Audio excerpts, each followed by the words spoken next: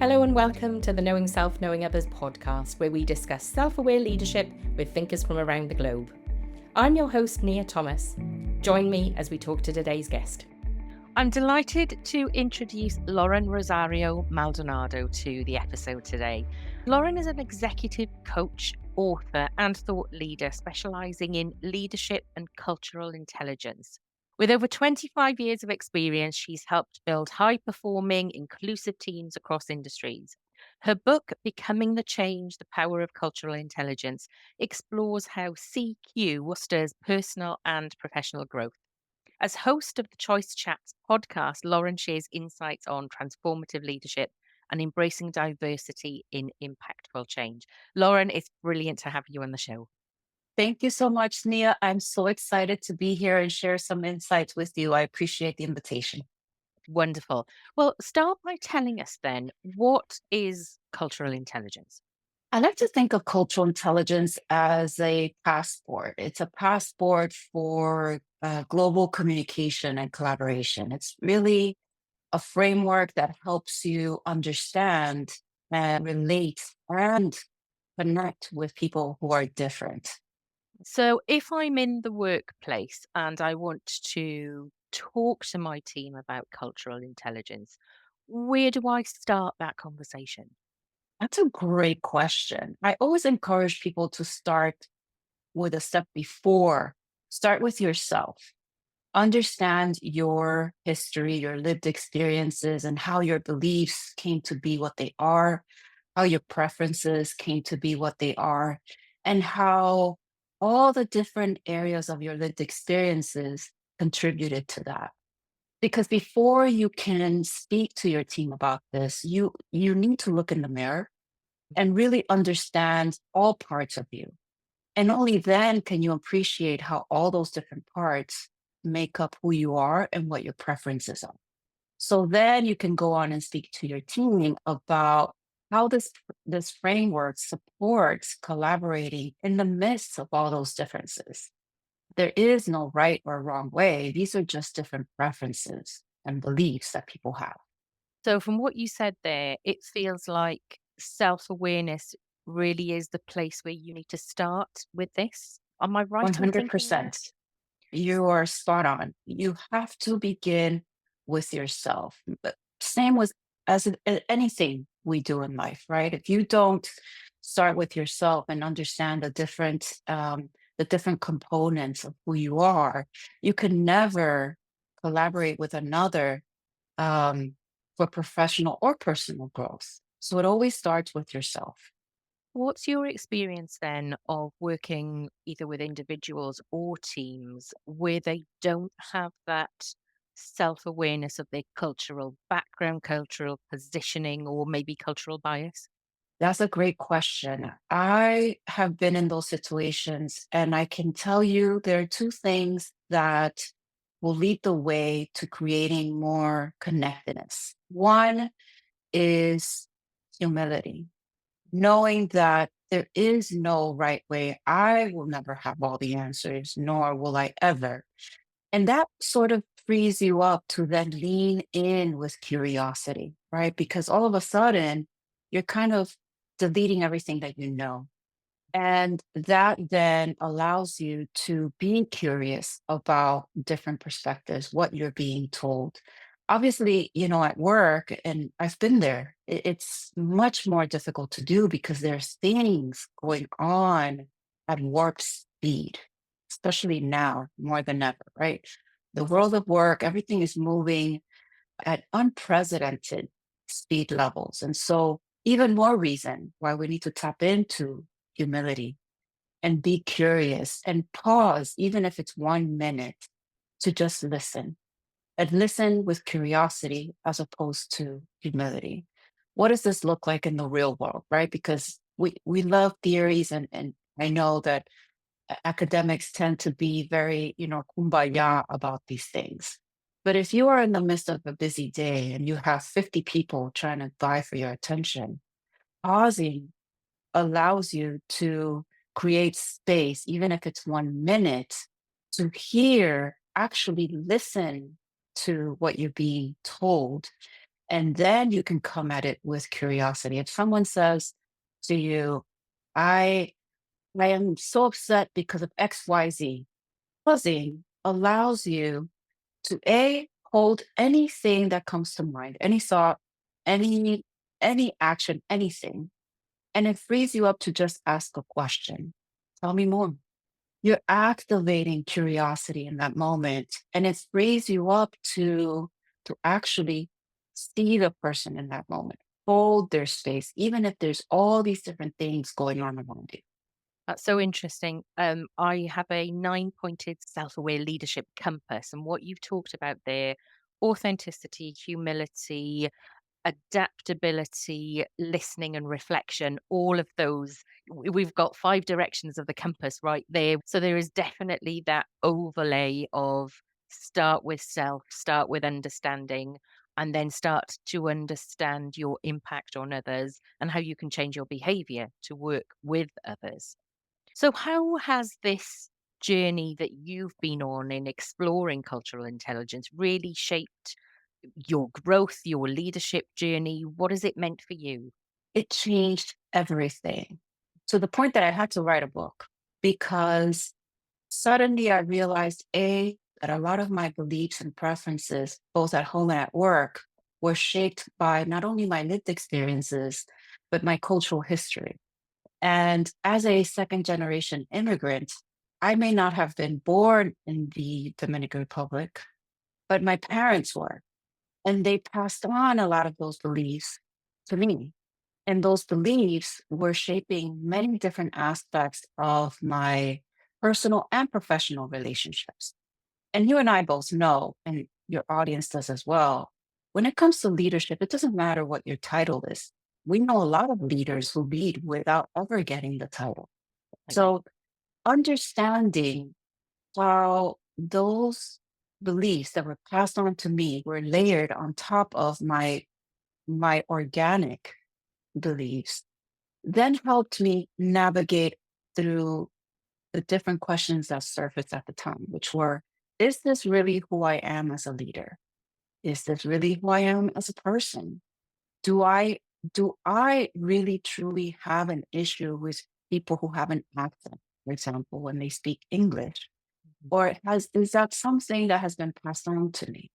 And this is what I mean by looking in the mirror. I had to look in the mirror and ask the hard questions before I could understand how to even apply cultural intelligence.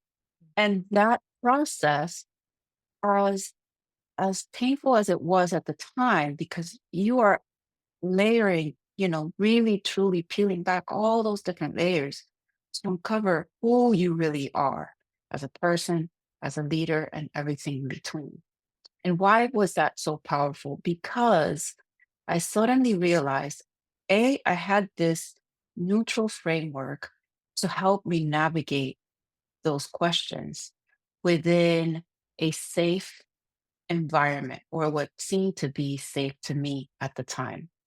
B, it helped me understand and humble myself to the fact that even though I was a learned individual, went through school, many different courses on leadership, read countless books on leadership, I was missing one piece of the puzzle, which was to lead how the person needed to be led in that moment. There's no checklist for that. There's no Yeah. course for that. It is an essence.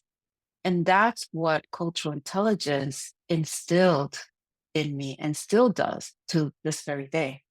You've mentioned framework a few times. Tell us more about your framework.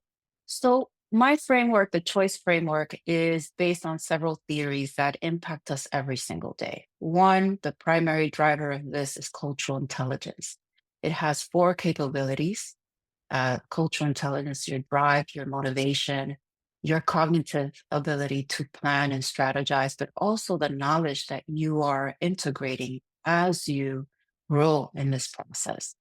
But it also includes change management. We don't think about this enough as we are elevating our self awareness, especially as leaders. There is a change management component to this. Who is it that I'm doing this change for? Why? Who is going to benefit? How are they going to benefit? How am I going to communicate this benefit? Right. And so as we are navigating this journey, there are a lot of different change management components that come into this. Cultural humility. We Mm. talk about this a lot, but do we really truly embody it? And how do we cultivate that? We talk a lot about kindness and humility, compassion, empathy, but how do you actually cultivate those those attributes? It's not a checklist, and there is no right or wrong way. It is a way that is specific to you, and so it's rooted in action. uh, we cannot grow if we don't take action, but we have to have empathy for ourselves and others. And I say for ourselves because when we talk about empathy to someone other than ourselves, but we don't understand that in order for us to be empathetic with someone else, we first have to be empathetic with ourselves. And that is Yeah. the hardest thing to do, especially in leadership. I think one of the most difficult things to do is to give people examples of what are generally referred to as soft skills. I tend to call them relational skills. And what I am finding is that one of the helpful ways to do it is to describe both what something is and what something isn't.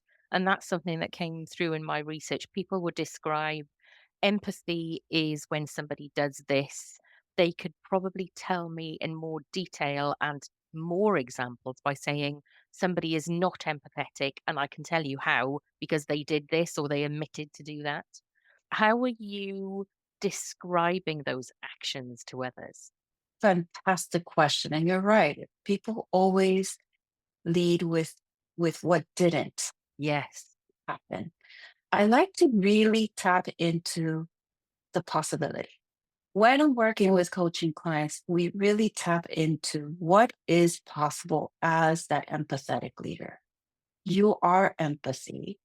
Walk me through how you embody that. And we really go deep into the embodiment of it because typically when we talk about these things, they stay up here. They stay in our heads, right? And it stops at our throat. We speak of it.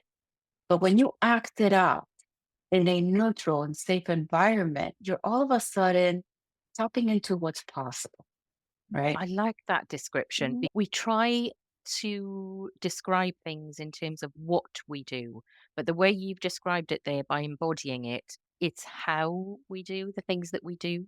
So it's doing everything you always intended to do, but how do you now do it with empathy? Right. Right. You have a conversation with your employee who's upset and you're getting ready for another meeting about the meeting regarding the meeting. You have 1 nano minute. So how do you show up with empathy in that moment? And I walk them through what are you feeling? Is your heart pacing? Is your stomach in knots? What is it that you are physically experiencing in the moment? And what that does is that it moves a person deeper, right, into heart mode and away from head mode because we spend 100% of our time in head mode. And when they stop and think about, well, what are those nudges that are going on inside of me physically? Is my heart pacing? Am I sweating? Are my fingertips numb because I'm so cold? I'm frozen. What is going on in that very moment when this employee stops you? And what happens most often is that they don't, there's no coming back from that question in the same way. Because time and time again, they will mention to me in the next session that they felt their heart pumping when they were interrupted or when someone needed something else that they felt they didn't have the space to give. So suddenly they're going deep into hard mode and it helps them expand. When they expand, that's where they are meeting themselves with empathy so that they can be empathetic with someone else. It's really hard stuff, isn't it? It really It is is deep, hard. reflective. And I think when people are in crisis or in stress, busy work situations, that's really difficult to find that time. It is. And my mission is this. it does not have to be complicated. It does not have to be a 10-page journal entry every day. It doesn't have to be a 1 hour practice. This can be 1 minute that you take each day. But what you're doing is you're building micro shifts in empathy. You're moving the needle for yourself. And it helps you hold that space for yourself in a way that many don't have and don't have the luxury of obtaining because we're so busy. Are you looking to improve your business relationships? Have you found yourself dealing with employee conflicts? Are you ready to elevate your perspective to a position of greater awareness? If so, the Self-Awareness Superhighway, Charting Your Leadership Journey, is the book for you. Here's just a fraction of what you'll learn. What self-awareness is and why it's critical for your reputation. How increased self-awareness will boost your business relationships. How you can leverage self-awareness to excel in your leadership. Practical steps to develop your self-awareness skills. How you can capitalize on constructive feedback from others. How you can be at the forefront of people centricity in the hyper-digital age. Even if you focused on only one development tool to move in one direction on your superhighway, you'll have achieved growth worth more than the price of the book. You can buy your copy from Amazon, Waterstones, Barnes & Noble, Foyles, Blackwell's, and other good online and high street bookstores. Grab a coffee, find a comfy chair, and dive in. So tell us about Choice Chats, your podcast. What are you talking about and what are people telling you on your podcast? I love the choice chats because it was inspired by my book. When I was writing my book, and you know this, when you start writing a book, you think about your perspective in a certain way. But as you start writing, it evolves. When I first started writing my book, you know, the title of the book and the the foundation was always the same. The power of cultural intelligence, because it is that powerful. My experience and others' experiences. But as I was interviewing people, I realized that many people were being culturally intelligent without even knowing what cultural intelligence was. And I found that so curious that I wanted to continue talking about this. I wanted to create a love letter for people who are living culturally intelligent, regardless whether they know the term or not. Because, like yourself, you are living that. You're living in a space where you are not judging differences. You are, in many ways, leaning into it. You're being curious about it. And you're using that curiosity to extract the learning and using the learning to connect more. You know, you're learning to adapt without having to adopt someone else's ideas or beliefs. And that is the space that I want to create with the choice chats. They're short and chats for a reason, right? We know that we don't have a lot of time for long-winded podcasts, but that's the premise behind those conversations. You've talked about your coaching clients and a little bit about your work. What are the kind of barriers that you're hearing leaders come back to you with when you're starting to talk about cultural intelligence? Always, I would say 100% of the time, it comes back to imposter syndrome and confidence, a lack of confidence. Everyone's highly competent, but there is a misconception that this is a thing. This is another thing to add in their toolbox that takes work, similar to a training, an HR mandated training that has to be done at work, uh, or a course that they have to take.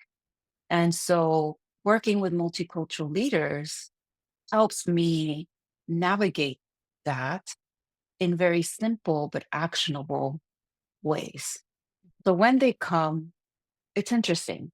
The number one reason why people will want to work with me is executive presence.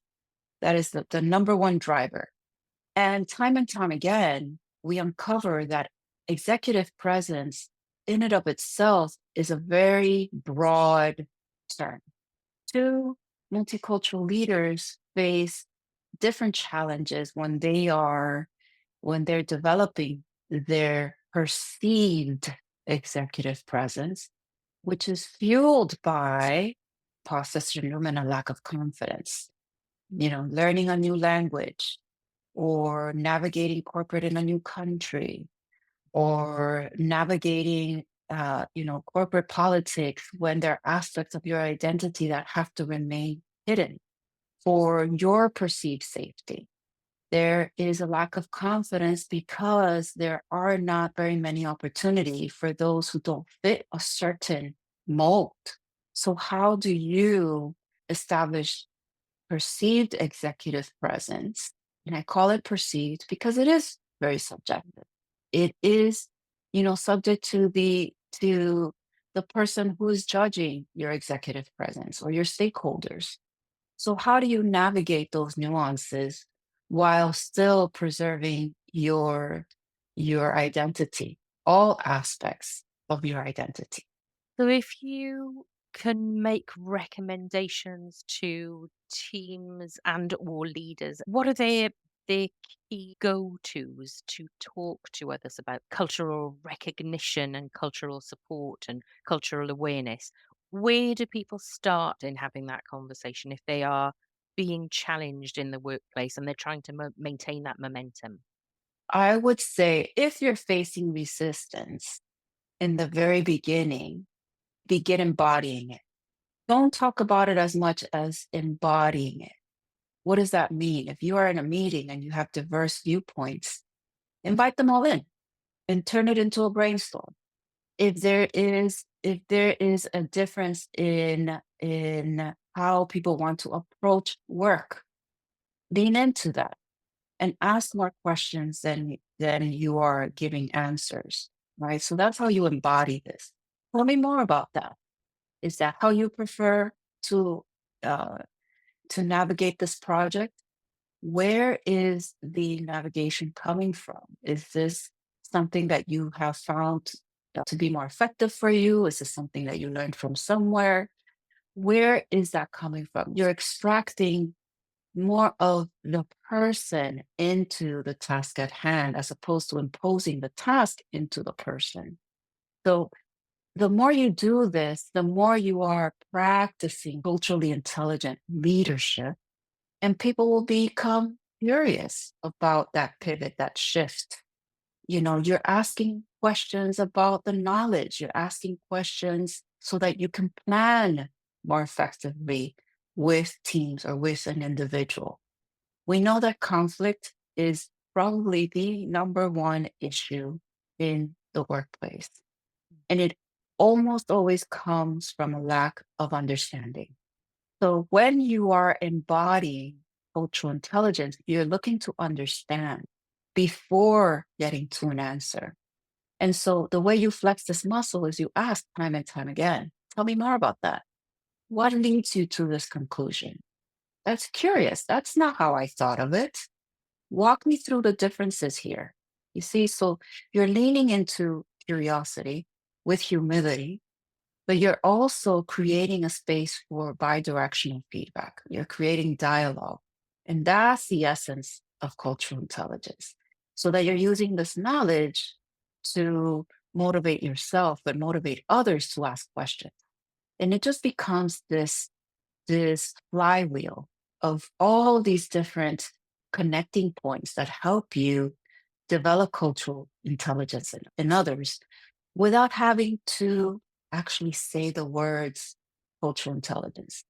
Yeah. We know that people want to run away the minute you mention framework or, toolkit. Anytime you bring in all those different terms, it's a turnoff for people because they're already drowning in toolkits and checklists and all these tools that they have at their disposal.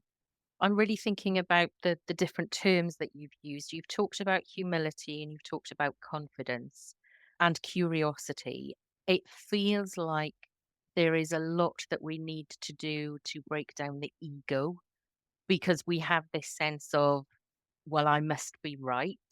But actually, if you take that stance and you take that very fixed mindset position, you miss that opportunity to be curious and to learn more. How do Yes. you support leaders and maybe the people that you coach to get over that sense that they have this innate um, ability to be right about things and that maybe we're not, and that actually curiosity is a better position than taking that stance of, of course, I must be right? Yes. It always comes down to digging deeper. When I see such a push to be right and really insert your opinion in certain things, I always come back to walk me through that moment that you need to know and you need to have the other person know that your point is better. Walk me through what led you there. Walk me through where this practice began. How did it get to be this point? I've seen many times where leaders have a misconception that once they get the title, they need to do more of that. And that's always, almost always, I'm trying to think of a time when it wasn't, but none come to mind because that's the moment where they shift in the opposite direction. Instead of growing closer with their team, they're actually building a bigger divide by inserting themselves in all decisions, not realizing the impact that led them to that point in the first place. Oh my So goodness. we, And it brings us right back to self awareness, doesn't it? yes, it does, because it peels back to what got them there in the first place. That's their superpower. But they relinquish that power when they let the title lead, as opposed Oh, to I the love that. superpower. Yeah, I love that. Yes, because I think we are still in this fallacy of the leader has the final decision, the leader is always right. And I think we are shifting to being more humble, more curious, but it's not an easy shift, is it? And I'm not seeing it everywhere. No, and I'll tell you, I tell everyone this story because they don't believe me. They think that, you have all these accolades and you have these wonderful titles, and so you are a certain way and you do have all the answers. I promise you, it is not true. And there are two unprecedented events that have happened throughout the course of my leadership that shaped my leadership for better or for worse. The first was 9/11. And I remember we were directly, I want to say, quarter of a mile from where it happened. So we could see everything that was happening. And I was the HR director at the time. And I remember thinking, okay, I need to suppress all emotions, everything, and just go to task, go to battle. This is, we need to do A, we need to do B, we need to do C, ta, ta, ta, ta, ta, ta. And I ensured that everyone else's needs were taken care of before my own, that all employees were safe, that they had the mental health support, that they had their compensation was uninterrupted, their benefits were uninterrupted, you name it. Fast forward to COVID, post cultural intelligence, when we had a presence in about 30 states plus several different countries in Latin America when COVID um, exploded, really. And we were, in the United States. The benefit of the countries outside of the United States is that it's one country with one policy that applies to all. In the United States, you have states that have differing and sometimes conflicting policies that you're having to navigate. And I remember my team and I were brainstorming on how to best accommodate because it was growing increasingly difficult. And I remember saying to the team, you know what? I don't have any answers here. I know that we are all doing the best that we can. And I am sure we're going to figure it out, even if it's not right now. Yeah. What's that one thing that we can do today that will get us to the next thing and the next thing and the next thing? They were much more empowered by it because they came back to me and said, I appreciate you showing up in this way. I appreciate that you feel just as lost as we do, but I appreciate even more that you were being transparent about it. So, two very catastrophic events with two completely different approaches. One was transformational, the other one was destructive. Fascinating how that sense of openness with team does give you that sense of collegiateness, that collaboration with your team. And it's not the same as saying, I'm sorry, we haven't got a clue. It's saying, we don't know yet, but we will support each other. And through my leadership or our leadership, we will move through, and we accept that we have to make decisions on a daily basis. And I think it's interesting when you're talking about how we started to change the way that we make decisions. Because I think pre-COVID, we were very much, we have a 5-year plan and we will stick to the project plan, but we are moving into a far more accepted, agile way of we have to respond to what we now know today, and we'll respond to tomorrow when we know what's happening to tomorrow. And I think cultural Exactly. intelligence is very much rooted in, we have to take all of the ideas, the learning from the people that are around us to be able to work out tomorrow and the day after and the day after. Exactly. And it also created the space for me to meet everyone in the team in and outside of the United States in a place that was culturally appropriate to them. Because after this moment, I knew that some people preferred a more directive directive leadership approach from me. So I would use the one-on-ones to check in on that. I know that this is what we discussed in the team meeting. Does that meet your needs? Is there any lingering question that you have? What is it that you need from me to help you move forward? And most often, in particular cultures, they would say to me, well, I don't know where to get started. Okay, let's work on that together. They would need more, they would need me to be more of a directive leader in that moment, as opposed to others who preferred the hands-off approach and were okay with it. Yeah. But it was a way for me to gauge who needed what when. And my colleague refers to that as situational leadership.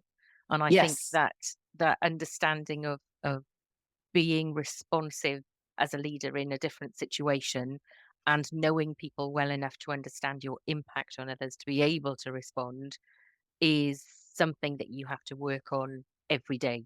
You might be good at it every day. today, you might not be good at it tomorrow, because if you're under stress and there's lots of busyness, then you're not as good at it. Absolutely. And you mentioned stress, right? We cannot be that leader if we don't lead ourselves first. It's impossible.